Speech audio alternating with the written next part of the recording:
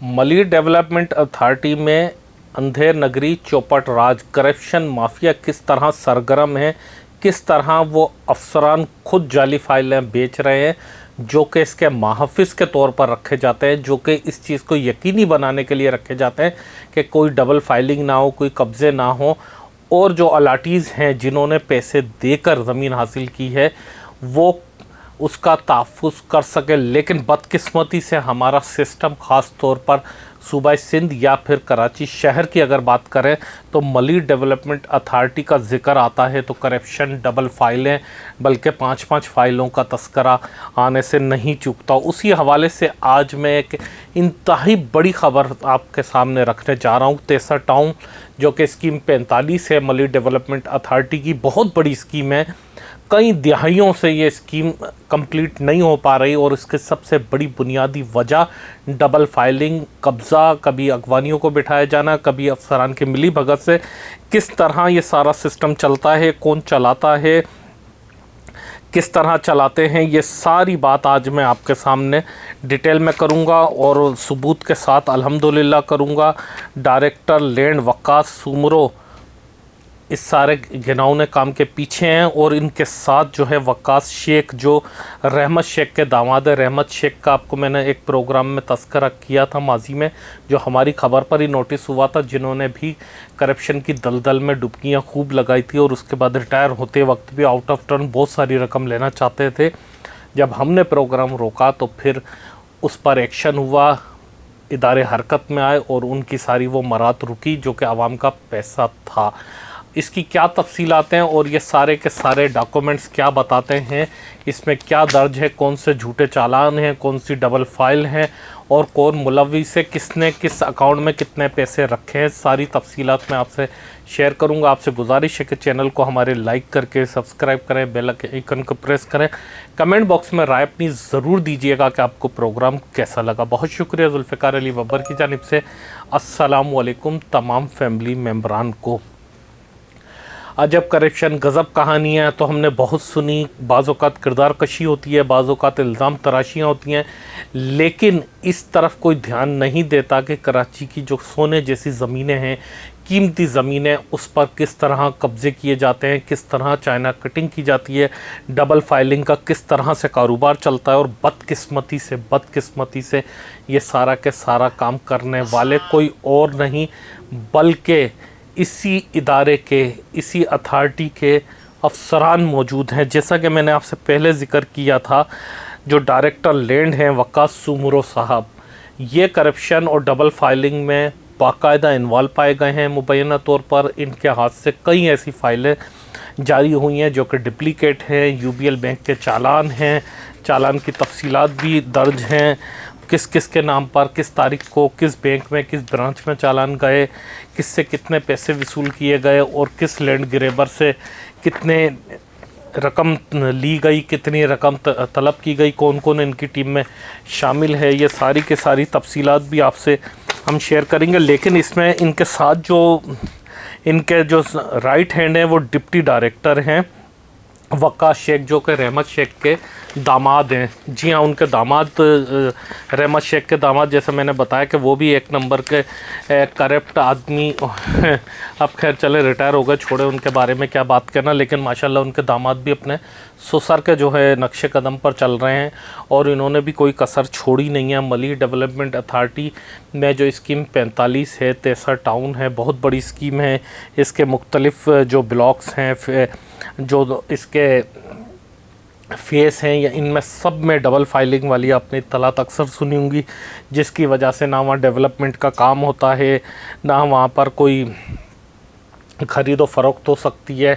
अलाटीज़ परेशान हैं, जिनके स्कीम में जो परवेज़ मुशर्रफ के ज़माने में एक सरकारी स्कीम लॉन्च हुई थी, आपको याद होगा कि उस ज़माने में कुरानदाजी के ज़रिए लोगों को सरकारी रेट पर प्लाट दिए गए थे, वो भी आज तक दरबदर हैं। उसके बाद पीपल्स पार्टी ने एक स्कीम लॉन्च की थी जिसमें फ़ेज़ 2 में, तो उसके बाद उसमें भी अभी तक अलाटीज़ दरबदर हैं डबल फाइलिंग की वजह से। यानी कि जो लोग अपनी जमा पूंजी, अपने पैसे कमेटियाँ डालकर, उधार लेकर, घर का गोल्ड बेचकर, बच्चियों के जहेज़ के पैसे इसमें इस्तेमाल करके कि चलो हमारे पास कोई सहारा होगा, कोई घर हो, कोई प्लाट हो। कराची जैसे शहर में हर किसी के लिए अपनी रिहाइश रखना आसान काम नहीं है। इंसान किस तरह इकट्ठे करता है, किस तरह छोटे छोटे पैसों के पीछे किस किस के पास झुकता है, ये आप लोग मुझे कमेंट करके भी बताइएगा कि घर बनाना कितना मुश्किल है, आप लोगों के लिए कितना आसान रहा था या मुश्किल रहा था, किस तरह लोग बनाते हैं अपने करीबी रिश्तेदारों से, अपनी फैमिली मेम्बरान से लड़ते झगड़ कर,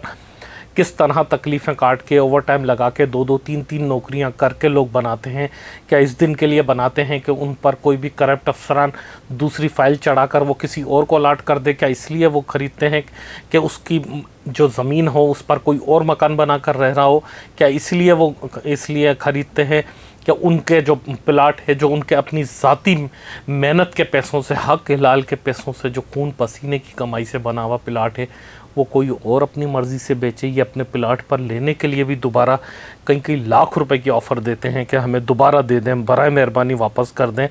उसके लिए भी इनको नेगोशिएट करने पड़ते हैं, पैसे खिलाने पड़ते हैं। और यही अफसरान जिनके ये काले करतूत मौजूद हैं, वही अफसरान ये सारे सौदे करवाते हैं। यही इस वक्त सारा MDA का जितना भी सिस्टम है, सिस्टम समझ रहे हैं ना, सिस्टम जो भी चलता है, एक तो लीगल सिस्टम चलता है और एक करप्शन का सिस्टम चलता है। तो ये दो ही चला रहे हैं अल्हम्दुलिल्लाह। ये इनका ऐसा लगता है कि कोई ख़ानदानी काम धंधा है।